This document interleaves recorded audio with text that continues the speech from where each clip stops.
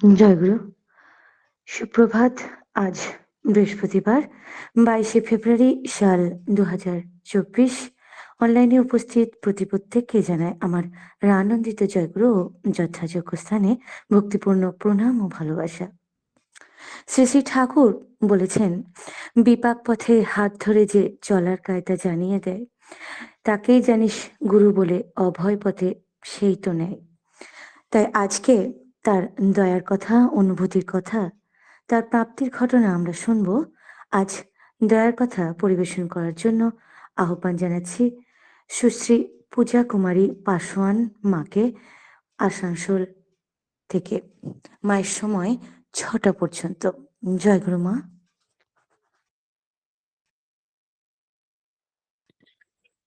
মা, জয়গুরু। শুরু করুন। শোনা যাচ্ছে? হ্যাঁ মা, শোনা যাচ্ছে। আমার জীবন ও বৃদ্ধির পরম ধাতা আমার প্রিয় পরমের রাতুল শ্রীচরণে জানাই আমার অনন্ত কোটি প্রণাম। পরম আরাধ্যা জগজ্জননী শেষ বড়মা, পূজ্যপাল শেষ বরদা এবং পূজ্যপাল শেষে আচার্য দেবের শ্রীচরণে জানাই আমার অনন্ত কোটি প্রণাম। পরম পূজ্যপাল শেষ অবিন দাদা এবং ইষ্ট পরিবারের সমস্ত সদস্যের শ্রীচরণে জানাই আমার অনন্ত কোটি প্রণাম। আজকে এখানে উপস্থিত সবাইকে জানাই আমার সশ্রদ্ধ প্রণাম এবং আন্তরিক জয়গুরু। এই যে ইষ্ট কথা, যেরকম ঠাকুর অসীম ও অনন্ত, ঠিক সেই রকম তার দয়ার কথাও অসীম ও অনন্ত। তার বর্ণনা করা অসম্ভব। কারণ আমার মতন একটা ছোট্ট জীব তার সমুদ্রের মতন এত বিশাল দয়াকে কি করে প্রকাশ করা যায়? এটা সম্ভবই নয়। কিন্তু পূজ্যপাদ শেষে আচার্যদেব বলেন যে, তুই যখন বলবি না তোর ঠাকুর কেমন, মানুষ বুঝবে কি করে যে তোর ঠাকুর কেমন? সত্যি তো তাই। আমরা যদি আমার ঠাকুরের দয়ার কথা সবাইকে না বলি, তবে মানুষ জানবে কি করে যে আমাদের ঠাকুর কত দয়াবান। প্রতিনিয়ত প্রতি মুহূর্তে যেন তিনি আমাদেরকে দয়া করে চলেছেন। যখন থেকে আমরা দীক্ষা গ্রহণ করেছি, তখন থেকে আমরা প্রত্যেক জনই জানি যে তার ইষ্টবৃত্তি করলে, দুটা প্রার্থনা করলে, নাম ধ্যান করলে, এই যে এখন ডিপি ওয়ার্ক চলছে, তার সঙ্গে যুক্ত হলে কতটা আপদ বিপদ থেকে আমরা রক্ষা পাই, কতটা জীবনে আমরা এগোচ্ছি সেটা আমরা বুঝতে পারছি। এই যে আজকে বর্তমান সময়ে আমাদের পূজ্যপাদ শেষে আচার্যদেব এবং পূজ্যপাদ অবিন দাদা যে ডিপি ওয়ার্কস নিয়ে এতটাই গুরুত্ব দিচ্ছেন, সেটা কেন? ডিপি ওয়ার্কস করলে সেটা লাভটা কি হবে? পূজ্যপাদ অবিন দাদা আমাদের এখানে গত বছর এসেছিলেন সৎসঙ্গ বিহার, গোপালপুর, আসানসোলে। ঠিক তখন দাদা বললেন যে, এখানে কতজন আছেন আপনারা যারা সৎসঙ্গ মাতৃ সম্মেলনের সঙ্গে যুক্ত থাকেন? সবাই আমরা বললাম আমরা থাকি। তারা বললেন, এত বছর থেকে আমরা এটা করে আসছি, আমরা ঠাকুরের কথা, বড় মায়ের কথা বলতে আসছি, কিন্তু যেরকম পরিবর্তন চেয়েছিলাম ঠিক সেরকম পরিবর্তনটা পাচ্ছি না। সেই জন্য এই ডিপি ওয়ার্কসটা খুব জোর করে করতে হবে, যাতে ঠাকুরের কথা ঘরে ঘরে পৌঁছাতে পারি।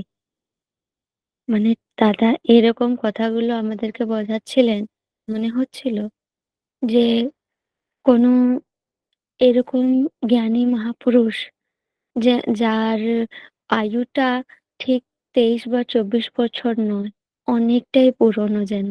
কথাগুলো এরকম মুগ্ধ হচ্ছিল সবাই যে সে ভাষায় প্রকাশ করা যায় না। যাই হোক, দাদা আমাদেরকে বললেন, তোরা যেখানেই যাবি ডিপি বক্সের কথাগুলো কিন্তু বলবি। তাই এই যে ডিপি বক্স নিয়ে দাদা বললেন যে, করোনাতে যখন আমি ঠাকুরবাড়িতে ছিলাম, ছোটবেলা থেকে দেখেছি বহু মানুষ ঠাকুরবাড়ি আসা যাওয়া লেগেই আছে।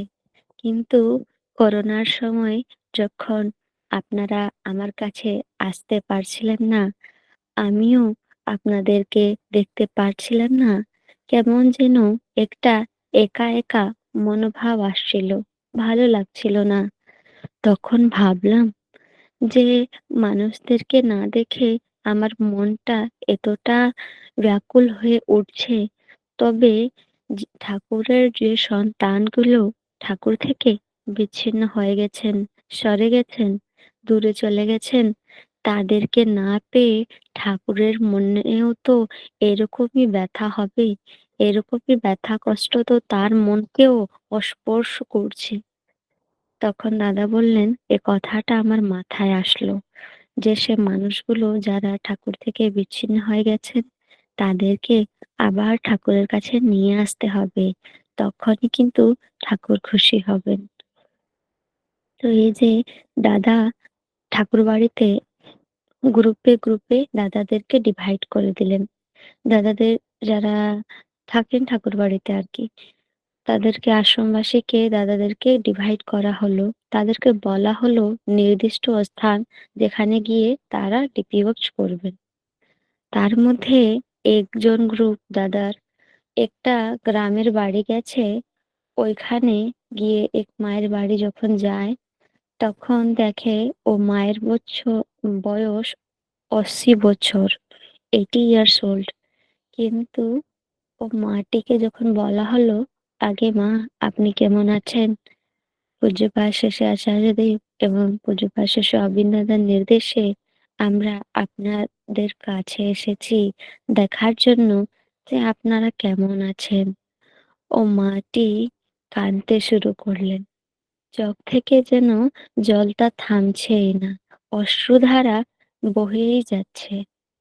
তখন একটু পর ও মাটি বললেন যে, "আমি ৩০ বছর থেকে এটা আশায় ছিলাম যে ঠাকুর কাউকে তো পাঠাবেন আমার জন্য।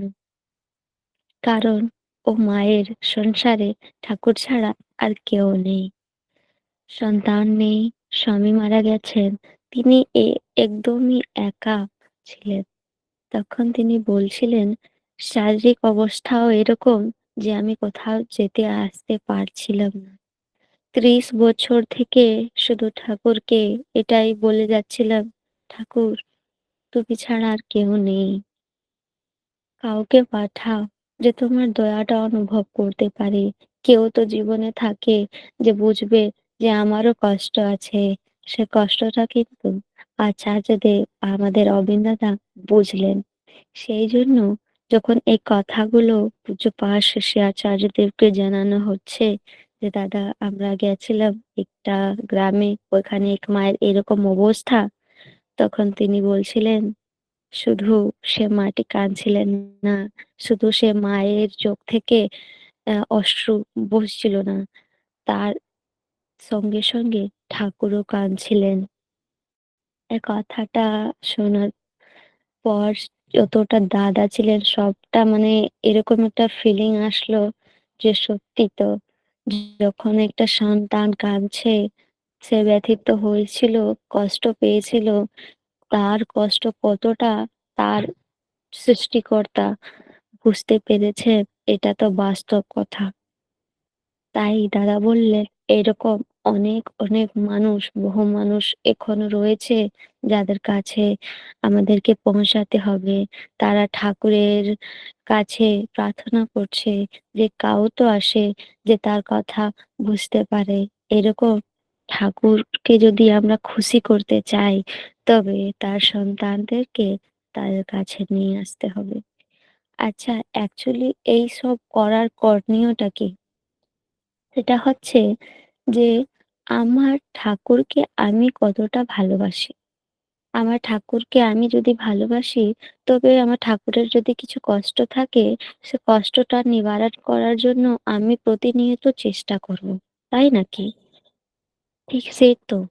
তখন যে পূজ্যপাদ শশী আচার্যদেব বলছিলেন, মায়েদেরকে সম্বোধন করেই তিনি এই নাট্যমণ্ডপের কথাগুলো বলছিলেন যে, "আমার বাচ্চারা আমি যদি মেলাতে যাই, আর বাচ্চারা যদি হারিয়ে যায়, তো যতক্ষণ সে বাচ্চাদেরকে পাচ্ছি না, মনটা যেন একটু ব্যাকুল আছে, ব্যথিত হয়ে গেছে।" তো ঠিক সেইরকম ঠাকুরের যে সন্তানগুলো ঠাকুর থেকে বিচ্ছিন্ন হয়ে গেছেন, তারাও তো তিনিও তো সেইরকম ব্যথিত আছেন। এক মা-বাবা যদি তার সন্তান হারায়, তাকে আমি যদি ৫৬ ভোগও খেতে দিই, সে কিন্তু খাবে না। বলবে, "আমার এসব চাই না। আমার শুধু আমার সন্তানকে নিয়ে এসো। আমি শুধু আমার সন্তান চাই।" ঠিক সেইরকম ঠাকুরকে আমরা অনেক রকমের চেষ্টা করে খুশি করার চেষ্টা করছি। কিন্তু পারছি না। কারণ তিনি যেটা চেয়েছেন আমি ঠিক সেই কাজটা করতে পারছি না। তো এই কাজের সঙ্গে আমাদেরকে যুক্ত থাকতে হবে। তবেই তো ঠাকুরকে খুশি করতে পারবো। অনেক বাড়িতে গিয়ে যখন দেখি যে অনেক পুরনো সৎসঙ্গী কিন্তু এখন ঠিকভাবে স্তুতিও করছেন না, ছেড়ে দিয়েছেন যেন। তখন যাজন করার পর, কথাবার্তা করার পর বুঝিয়ে যখন তাদেরকে বলা হয়, একটু ভালোবাসার স্পর্শে যখন ঠাকুরের কথা পরিবেশন করা হয়, পরে যখন দেখি তারা স্তুতি করতে শুরু করেছেন, মনের মধ্যে এরকম একটা খুশি আসে, সেটা লক্ষ টাকা দিয়েও আমি খুশি হতে পারতাম না। যতটা তারা যখন বলেন, "মা, এবার আমি স্তুতি করতে শুরু করেছি।" এ কথাটা এতটাই মানে একটা এরকম ফিলিং যে মানে করোড়ো সম্পত্তি আমি পেয়ে গেছি। কোটি সম্পত্তি পেলেও মানুষকে যেরকম খুশি হয়, তখ যখন তারা বলে যে, "আমি আবার স্তুতি শুরু করেছি। আমি ঠাকুরকে ভালোবাসতে শিখছি।" পূজ্যপাদ অবিন্দাদা আমাদেরকে বললেন যে যেরকম আমরা আমাদের বাড়িতে সবাইকে বুঝাই যে কিরকম ঠাকুরকে ভালোবাসতে হয়, কিরকম স্তুতির নাম ধ্যান টাইমলি করতে হয়, কিরকম আমাদের প্রার্থনাটা ভালোভাবে করতে হয়, বড়দেরকে সম্মান করতে হয়, ঠাকুরের কথা শুনতে হয়, অন্যদেরকে তার কথা শোনাতে হয়। যেরকম আমরা আমাদের বাড়ির লোকগুলোকে বোঝাই, ঠিক সেইরকমই আমরা সবাই একটা পরিবারের মতন। আর ঠাকুর হচ্ছেন আমাদের গার্জিয়ান। তবে আমাদের ফ্যামিলিতে কেউ যদি বিচ্ছিন্ন হয়ে গেছে, কেউ যদি বিপাক পথে চলে যাচ্ছে, তবে ঠাকুরের কথাগুলো তাদেরকে বলতে হবে। কারণ যে একটু আগেই শুনলাম যে বাণীটা এই বাণীটা সবসময় আমার মনেই থাকে যে, বিপাক পথে হাত ধরে যে চলার কায়দা জানিয়ে দেয়, তাকেই জানিস গুরু বলে, তাকে পেলে নয়কো ভয়। তো এই কথাটা আমরা হয়তো জীবনের আজকে যদি সৎসঙ্গে না থাকতাম, আজকে যদি ঠাকুরের সৎমন্ত্রে দীক্ষিত না থাকতাম, তো হয়তো আমাদের জীবনও ঠিক যেভাবে শান্তিতে সুখীতে আমরা আমাদের চলছে সেভাবে চলত না।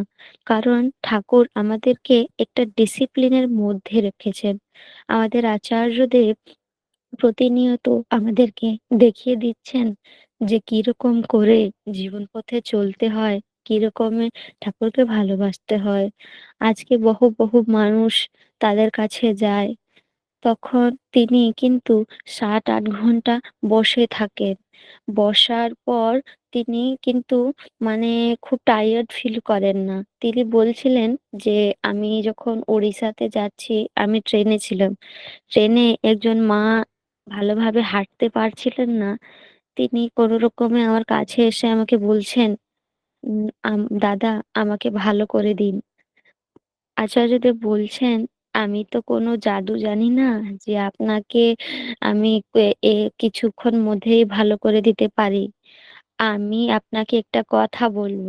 আপনি যদি সে কথা অনুযায়ী চলেন বা করেন তবে দেখবেন অবশ্যই কিছু না কিছু আপনার লাভ হবে।"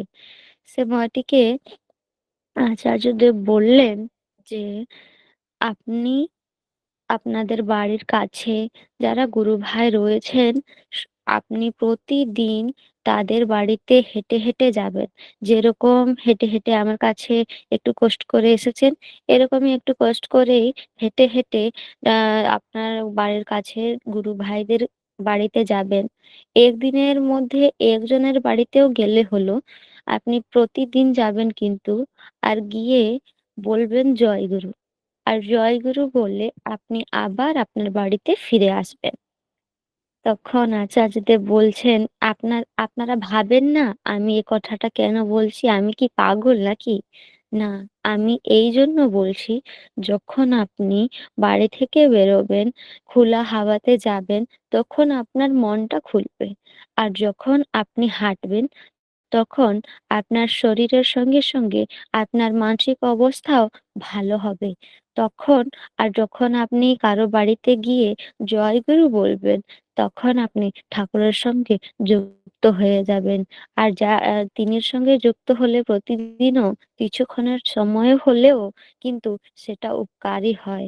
আর ১ মাসের পর তিনি সেই মাটিকে বলছেন, ১ মাসের পর আপনি জানাবেন যে আপনি কেমন আছেন। টোল ফ্রি নম্বরে কল করে আমাদেরকে জানিয়ে দেবেন। আর যদি এই উম কম কাজ করলে আপনার ভালো না হয়, তবে আমি অন্য কোনো উপায় বলে দেব।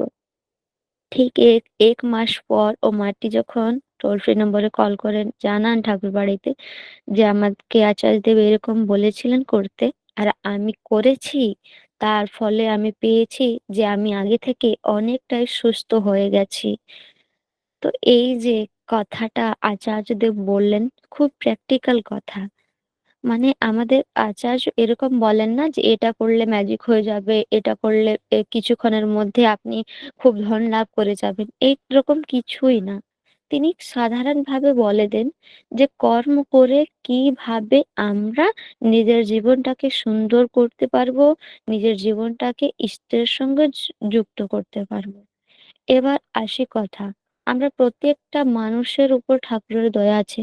আমরা প্রতিনিয়ত তার দয়াটাকে লাভ করেই থাকি। তবে আমি যখন ক্লাস 12 এ পড়তাম, তখন আমার একটা বান্ধবী ছিল। আমি যখন সেদিন স্কুলে যাই, দেখছি ও খুব কান্নাকাটি করছে। ওকে একটু জিজ্ঞেস করলাম যে, "তোর কি হয়েছে?" তখন ও বলছে যে, কিছু বলতে পারছে না, খুব কাঁদছে, কিছু বলার চেষ্টা কিন্তু বলতে পারছে না। তখন ও একটা রিপোর্ট নিয়ে এসে আমার হাতে দিয়ে দিল। আমার হাতে রিপোর্টটা দেওয়ার পর আমি যখন খুলে দেখছি ওর গলাতে ক্যান্সার হয়ে গেছে। আর এখন সেটা ফার্স্ট স্টেজে আছে। ও মেয়েটি আমার কাছে খুব কাঁদছে। আর আমারও ভালো লাগছিল না। আমাকে বলছে, "কিরে আর আমি বাঁচবো না? আমার জীবনটা কি এখানেই শেষ হয়ে যাবে? কি তোরা আমাকে বাঁচাতে পারবি না? কিছু তো আছে যে আমাকে বাঁচিয়ে নিতে পারে।" আমি ওকে বললাম, ওর মানে আর্থিক সিচুয়েশনটাও সেরকম ছিল না যে ট্রিটমেন্ট ও করাতে পারে। আমি ওকে বললাম, "দেখ, আমরা তো এখন স্টুডেন্ট। আমরা হয়তো তোর আ আর্থিকভাবে সেরকম তোকে যোগ দিতে পারবো না। কিন্তু আমার কাছে যদি কিছু চায়, আমি একটাই আমার ঠাকুর। আমার ঠাকুর সবটাই করতে পারেন। আমার জীবনে সর্ব যদি সবকিছু আছে, সব সম্পত্তি যেটা আছে, সবথেকে বড় সম্পত্তি হচ্ছেন আমার ঠাকুর। তিনি প্রতিনিয়ত আমাদের উপর দয়া করেন। আর এটা আমার বিশ্বাস যে তিনি তো রক্ষা করবেন।" সে বলল, "যদি সেরকম তার চরণে গিয়ে যদি আমার মঙ্গল হয়, তবে আমি নিশ্চয়ই আমি দীক্ষা নেব, আমি করব।" আমি আমার বিশ্বাস ধরে ওকে বললাম যে, "তিনি মঙ্গল করবেনই করবেন। তুই ভালো হয়ে যাবি।" আমি তখন জানতাম না যে করোনা যে ক্যান্সার এত বড় একটা রোগ, তার মানে ইলাজটা করা খুব একটা ডিফিকাল্ট ছিল সে সময়। তখন আমি পরদিনই ওর বাড়িতে যাই। ওর মাকেও যাজন করি। আমি আর আমার মা গেছিলাম। যাজন করার ফলে সেইদিনও তাদেরকে দীক্ষা হয়ে গেছে। ইষ্টভীতি সে মেয়েটি করতে শুরু করল। এরকম একটা অদ্ভুত ঘটনাটা ঘটলো তার সঙ্গে যে তার দিদার বাড়িতে, মামার বাড়িতে, ওইখানে তাদের অনেক বছর থেকে কথা হতো না। কিন্তু তার মামার বাড়িতে সবাই খুব সমৃদ্ধ। যখন ইষ্টভৃতি করতে শুরু করলো ঠিক ১ মাসের ভিতরে তার মামার বাড়ি থেকে কল-টল আসে, তাদের সঙ্গে এবার বার্তা হয়। তারা ওকে নিয়ে চলে গেছেন আ তার মামার বাড়ি ধনবাদ, ওইখানে নিয়ে চলে গেছেন। ওইখানে সে মেয়েটি কিন্তু ইষ্টভৃতি করতেই থাকলো। আর তার ফলে ও কি হলো যে ওখানে ট্রিটমেন্টটা যখন শুরু হয়, ঠিক ১ বছর তার ট্রিটমেন্টটা চলে। সবটা খরচটা তার মামা ব্যয় করেন। আর তার ফলস্বরূপ ১ বছর পর যখন আমার সঙ্গে দেখা হয়, আমি ওকে যখন জিজ্ঞেস করলাম, "কিরে কেমন আছিস?" তখন ও বলছে যে, "তুই যে কথাগুলো বলেছিলিস, তোর ঠাকুর আমাকে ভালো করে দেবেন, আমার মঙ্গল করবেন, আমি এত বড় একটা আপদ থেকে রক্ষা পাবো, ঠিক সেরকমই ঘটেছে। ঠাকুরের দয়ায় আমি ভালো হয়ে গেছি। আমার রোগটাও অনেকটাই ভালো হয়ে গেছে। আর যেটা কিছুটা রয়েছে সেটা এখন ট্রিটমেন্ট চলছে। আর কোনো ভয় নেই। আমি ভালো আছি।" বলছে যে সত্যি কেউ আমাকে অর্থ দিলেও হয়তো আমি বাঁচতে পারতাম না। কিন্তু তুই যে আমাকে একটা সদ্গুরুর চরণে শরণাপন্ন করেছিস, সেটা কিন্তু আমার একটা সৌভাগ্য হলো যে আমি তার চরণে আশ্রয়টা পেলাম। আর এখন একদম সুস্থ হয়ে গেছি। ওর যে আর্থিক স্থিতিটা ছিল খুব খারাপ ছিল, এখন ও অনেকটাই এগিয়ে গেছে। তো এই যে সব কথাগুলো বললাম, এটা আমি নিজের চোখে দেখেছি যে ঠাকুর আমাদেরকে প্রতিনিয়ত কিরকম দয়া করেন। আমার বাড়িরই ঘটনা, জাস্ট আমার সরস্বতীর পূজার ১ দিন আগের ঘটনা। আমার বাবা ইলেকট্রিক ডিপার্টমেন্টে কাজ করেন তিনি। তখন হাই ভোল্টেজের পাওয়ার গুলোতে তিনি থাকেন, ইন্ডিয়া পাওয়ারে আরকি। তখন তিনি ডিউটিতে ছিলেন। তখন বাবার মুখে শুনলাম যে ১১,০০০ ভোল্টে তিনি কাজ করছিলেন। আর ২৫ সেকেন্ডে তিনি যখন দেখলেন যে আর ওইখানে মানে পাওয়ারটা কানেক্ট হচ্ছিল 25 সেকেন্ডের পর আর পাওয়ারটা আসছে না। তখন তিনি কাজ করতে যখন শুরু করেন, তখন কাজ করার পর যখন দেখা হচ্ছে, তো দেখছেন যে পাওয়ারটা কিন্তু অফ হয়নি। অন পাওয়ারের তিনি কাজ করে গেছেন। সবাই তার সঙ্গীরা অবাক যে ১১,০০০ ভোল্টে কোনো মানুষ কিভাবে কাজ করতে পারে? চালু লাইনে একটু যদি সামান্য কারেন্টটা লেগে যায়, তবে মানুষ আর বাঁচে না। আর এ তো ভোল্টের মানে মানুষটা ছুলে রাখ হয়ে যাবে। এরকম ১১,০০০ ভোল্ট পাওয়ার। আর সেখানে একটা মানুষ যে ঠাকুরের দীক্ষিত, যে ঠাকুরকে ভালোবাসে, সবসময় ঠাকুরকে মনে রাখেন। কিরকম তিনি রক্ষা করে চলেছেন যে বাবার কিছুই হলো না। যখন কাজটা শেষ করে বাবা ফিরছেন, গাড়িতে আছেন, তখন জানা গেল যে পাওয়ারটা অফ হয়নি। চালু পাওয়ারে তিনি কাজটা করে গেছেন। সব মানুষগুলো বলছেন, "মেনে গেছি তোমার ঠাকুরের কত দয়া রয়েছে যে তিনি এত বড় আপদ থেকে যদি কোনো সাধারণ মানুষ থাকতো আর সে বাঁচত না।" কিন্তু ঠাকুরের দয়াটা কিরকম? আমাদেরকে বুঝতে হবে যে ঠাকুর যে আমাদেরকে প্রতিনিয়ত দয়া করে চলেছেন, তার কারণটা কি? কারণ তিনি তার সন্তানকে ভালোবাসেন। পূজনীয় অবিন দাদা একটা নিবেদন তার কাছে এসেছিল। তার অ্যান্সার এ তিনি বললেন যে, "তোর শরীরের খারাপ হলে তুই হয়তো তোর মায়ের কাছে কতক্ষণ থাকিস?" ও দাদা কিছু বলল না। আবার দাদা বলছেন যে, "তোর শরীর খারাপ হলে তোর মা কিন্তু ২৪ ঘন্টার থেকে ২২ ঘন্টা তোর কাছেই থাকে। তার কারণটা জানিস? কারণ তোর মা তোকে ভালোবাসেন।"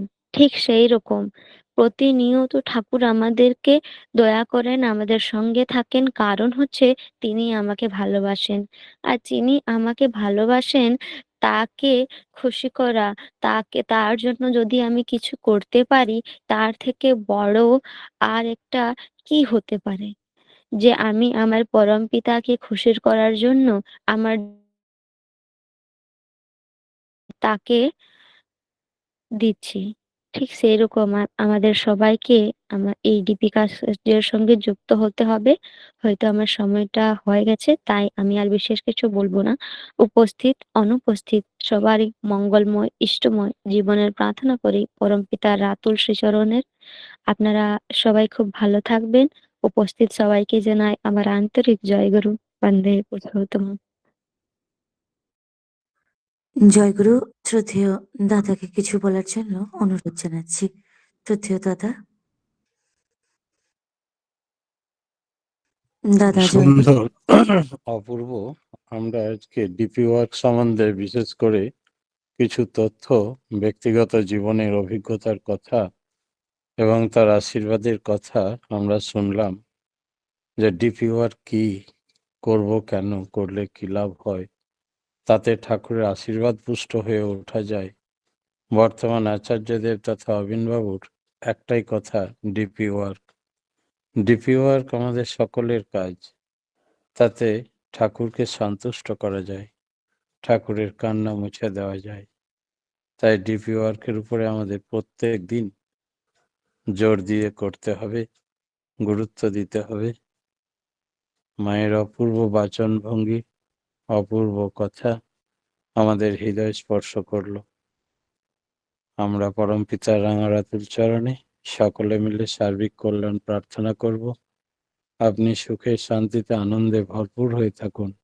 বিধাতাকে মাথায় নিয়ে সারাটি জীবন সপরিবার, সপরিবেশ দীর্ঘায়ু নিরোগ জীবন লাভ করুন।